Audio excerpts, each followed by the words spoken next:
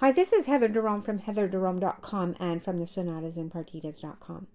This video is a video about playing fast, but not just as we're often called to do, playing 4 notes fast or up to 15 notes in a little spurt, but actually playing fast in perpetual motion. Now, it's interesting that Bach in the Sonatas and Partitas, he wrote this very much as being didactic in nature, and he gave us exactly one piece in presto scales and one big long section in a monumental work in fast arpeggios. And I just think it's interesting that he has given us one of each. Now, with guitar, I always think of it as we have real problems and we have imaginary problems. And real problems require a solution, and imaginary problems require a strategy. Now, when it comes to playing fast in perpetual motion, the real problems are basically have to do with fingerings and they have to do with stamina.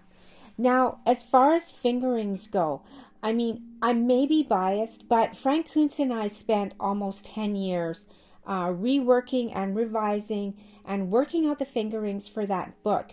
And we made them so that they would be accessible to, a wide variety of techniques. And we really did try to make them sort of like universally very usable. So I do recommend them. And the thing is also, if you buy the book, you will have access to little gradual things that get added on or extra perks. And one of those is that for the double presto and B minor, there are some alternate fingerings that people might want to try as well. But regardless of all that, whether or not you use those fingerings, you need to find fingerings that work. And what you do is you find a fingering that you think is going to work and just play the first bar and see if you can do it 5 times in a row. And then do the second bar. And then do the first and second 5 times in a row. And then not the first 3 bars, but the second and third bar. And then the third and fourth bar. And see if you can get it all in these 2-bar segments so that you have every little connecting passage worked in there. And see if you can do it a tiny bit faster than what you're hoping that your end goal will be. If there's a problem with it, try to find a better fingering. Like there is, in the world, there is a fingering that's going to work for you. That I know. Now, the other thing is the question of stamina. Now, stamina doesn't have to do so much with muscular strength and muscular stamina. It has more to do with the ability to not be piling on tension and the ability to let it go, because it will creep in, but you need to build in letting it go. And so what I suggest for doing that is play it a phrase at a time and then stop at the end of a phrase and just do a full body check-in and see like where do you hold on to your tension. And definitely make sure you're like from your shoulders right down to your fingers, just feel very loose and heavy and supple, and then go on and play the next bar or redo that read that phrase a bunch of times, but then do it phrase by phrase and then pull them together. But when you're pulling them together, go through a process of leaving a lot of gap between each phrase, but make it sort of like it's a very overly exaggerated musical breather. And then gradually shorten that breather, but don't shorten the amount of letting go that you're doing. And eventually you'll just get quicker and quicker at actually spotting where it is and letting it go. And in the end, when you're actually like, if a metronome wouldn't be able to tell that you have that little musical gap there or a tension releasing gap there, in your mind, it actually still feels huge. So, just as an aside, because I mentioned the metronome. Now, virtually everybody that I've read about from that period, there's Quantz, Roger North, C.P.E. Bach, Frescobaldi. They all discuss people playing fast and just barreling through things, and that it's just not enjoyable to listen to. So even when you're playing fast, have the music breathe, have the music be supple. And I mean, we don't want these things sounding like Giuliani exercises.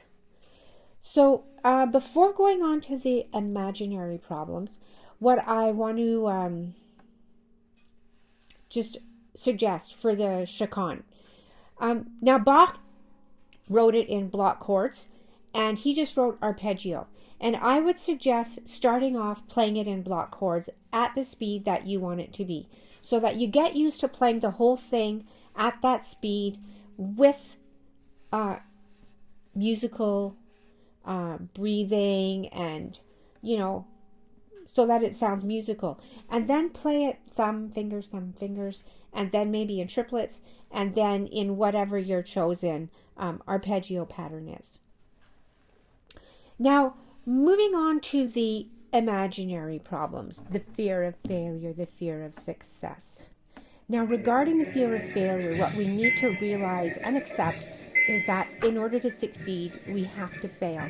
I mean, look at Elon Musk, who arguably could be the most successful person in the world. He has definitely been the person who has failed most spectacularly, and he seems to thrive on it.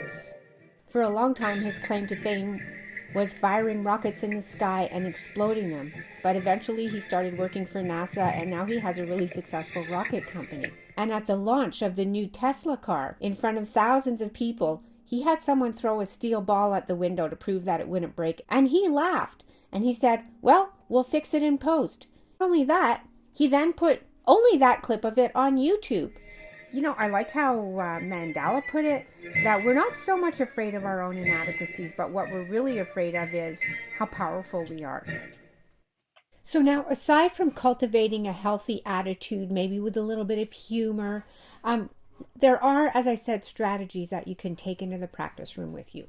Now, the thing to be aware of is that this sort of self-talk that we are subjected to it gets worse as the piece goes along. And if you've been playing, if you play and you make a mistake and you think, oh no, then, you'll get a blast of adrenaline, a blast of cortisol, and things could start like spiraling. And if you've been playing really well and you're getting close to the end, you might think, oh wow, this is going great. And then you make a mistake. So what you want to do is practice it from the end. So practice the last 4 bars. And again, do them 5 times in a row. And then the last 8 bars. But then also do like bar 12 to 15 and bar 4 to 8. And mix it up like that and jumble it up like that, so that in your habit, you've been playing this thing with every section sort of very much ingrained, without that mental chatter and without that self-talk. And what I also suggest, and I know from experience that it really works well, is then to build it up from the end instead of building it from the beginning. So you play the last 2 bars, 4 bars, 6 bars, 8 bars. And I mean, I like repeating things a lot before adding something back on. And I can promise you, if you do it that way, you will develop a lot of security in the piece. So I hope you found this helpful. As always, feel free to comment below.